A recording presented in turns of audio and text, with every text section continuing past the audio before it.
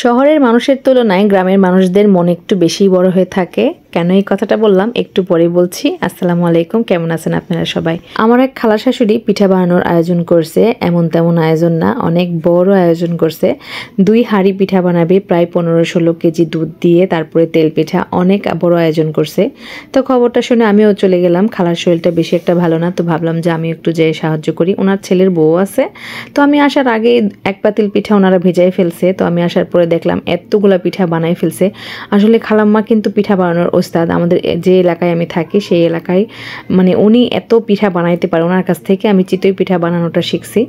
তো যাই হোক, আমি আসার আগে এগুলো তেল পিঠা বানানো হয়ে গেছে। খালাম্মাকে বলতেছিলাম, খালাম্মা এত পিঠা বানাইছেন, কোনো অনুষ্ঠান আছে নাকি? পরে বললো, না রে মা, আসলে অনুষ্ঠান নাই, মেহমান আসবে কালকে প্রায় 45 জনের মতো, তো তাদেরকে খাওয়াতে হবে। আসলে খালাম্মার বোন ভাই, মানে ভাই বউরা সবাইকে উনি খাওয়াতে অনেক ভালোবাসে। উনি একমাত্র গ্রামে থাকে আর ওনার বোনেরা সবাই শহরে থাকে। তো এই জন্যই বললাম যে শহরের মানুষের থেকে গ্রামের মানুষের মনটা একটু বেশি বড় হয়। উনি কিন্তু অনেকটাই অসুস্থ, বয়স হয়ে গেছে, তারপরেও দেখেন সবার জন্য কতটা চিন্তা করছে। প্রত্যেকবার শীতের মধ্যে এইভাবে পিঠা খাওয়ায়। তো আমিও এসে পিঠা বানানো শুরু করে দিলাম। আমি পিঠা বানাইতেছিলাম, মানে একটা পাতিল কিন্তু পিঠা ওনারা দুধে ভিজাই দিছে।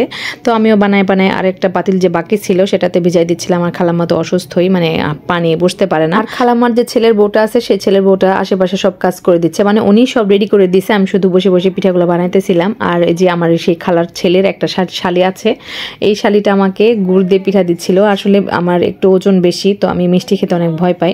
তো এই যে খেজুরের ঝোলা গুড় দেখে আর লোভ সামলাতে পারলাম না, একদম বাড়ির কথা মনে পড়ে গেল। আর আমার এই ভাইয়ের শালিটা কিন্তু অনেক কিউট দেখতে, সবসময় সেজে গুজে পরিপাটি হয়ে থাকে, সবাইকে গুড় দিয়ে পিঠা দিচ্ছে, খাচ্ছে।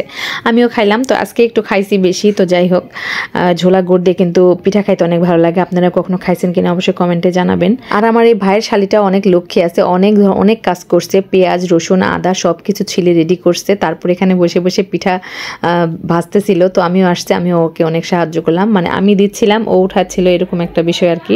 তো সবাই মিলে কাজ করলে কিন্তু অনেক ভালোই লাগে। আর দেখেন পিঠাগুলা মাশাআল্লাহ সুবহানাল্লাহ অনেক সুন্দর হয়েছে, এতটা সফট হয়েছে যে এই দুধের মধ্যে ভেজালে কিন্তু সকালে উঠে যখন পিঠাটা উঠাবে এত নরম সফট। আর পিঠা বানানোর সময় কিন্তু হচ্ছে একটু শক্ত থাকলে কিন্তু ভালো লাগে না। আর গুড় দিয়ে এদিকে খাচ্ছিলাম আর পিঠা বানাচ্ছিলাম। আমি আসার আগে অনেক কয়েকটা পিঠা নষ্ট হয়েছে।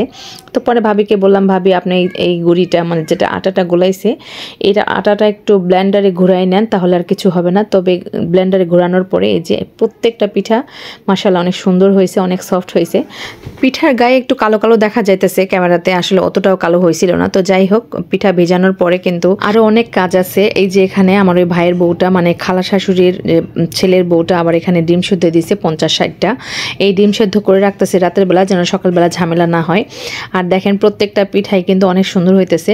তো এই ভাইয়ের বউটা এখনই আদা রসুন সবকিছু ব্লেন্ডার করে রাখছে, সবকিছু কাজ টাজ চাপায় রাখছে, কারণ কালকে প্রায় 40-45 জনের মতো মানুষ আসবে।